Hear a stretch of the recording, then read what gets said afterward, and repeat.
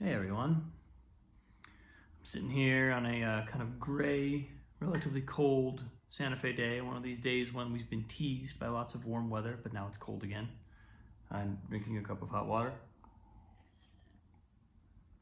Um, and I'm just reflecting on,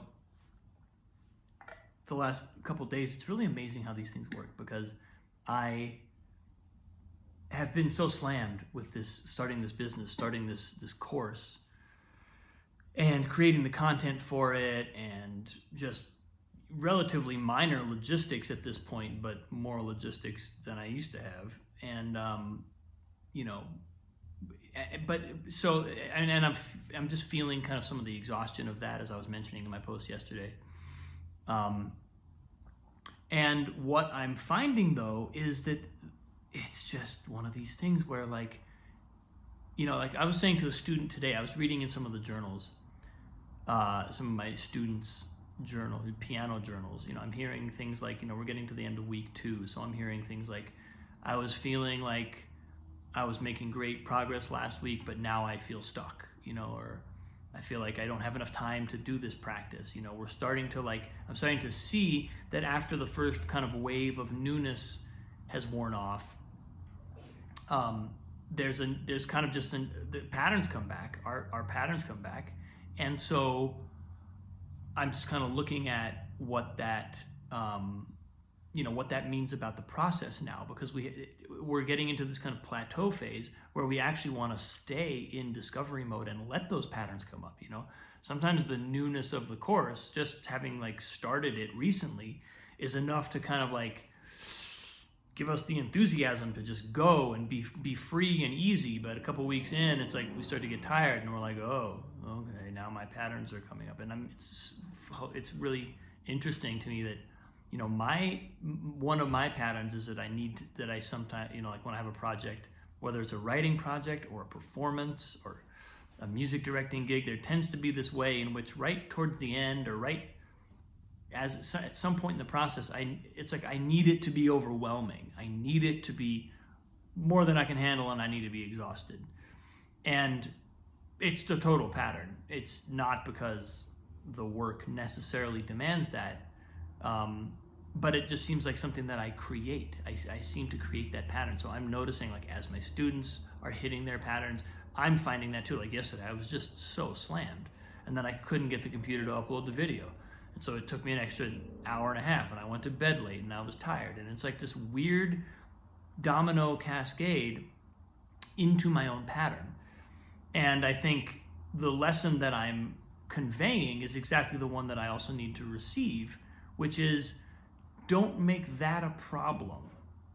Actually let the seeing of that pattern, the emergence of that pattern, and then the seeing of that pattern, be okay. Actually stay in discovery mode for that too.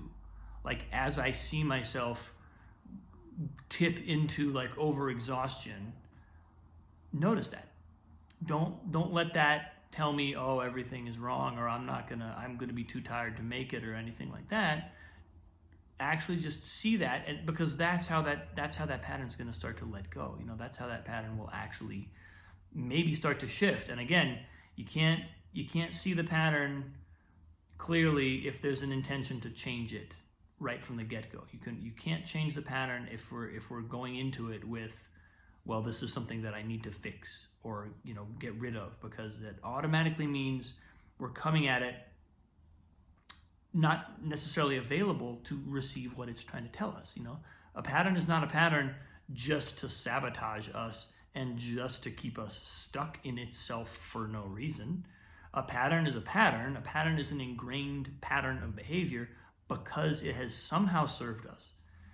And that's the thing we need to see. If we can see that, then we can also maybe start to see the ways in which we don't have an alternative for serving ourselves in that way.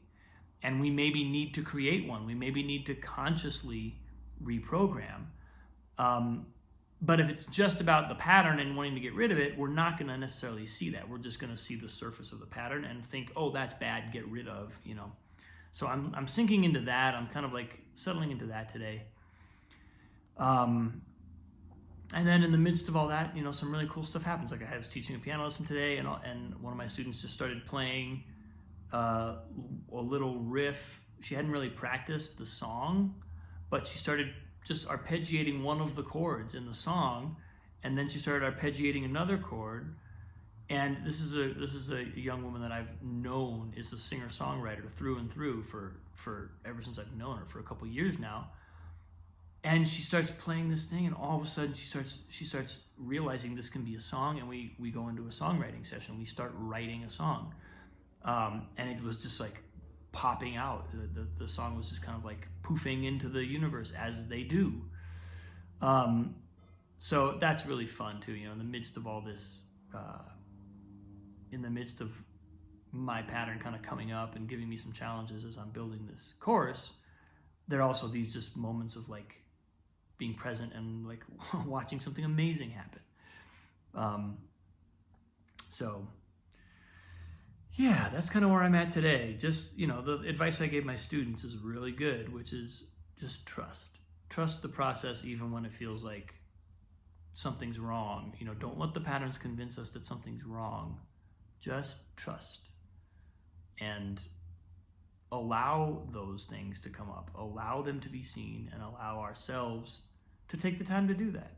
To take the time, we have infinite time to practice piano. I have the rest of my life, maybe even more lifetimes than one, to practice piano. So any goals in that realm are, they're like mile markers. We're flying past them. It's not like we're going to get there and then be there. So just making space for that to be acknowledged and to take the time to deal with what's coming up for real. So that's where I'm at today, people. I love you. Thanks for watching.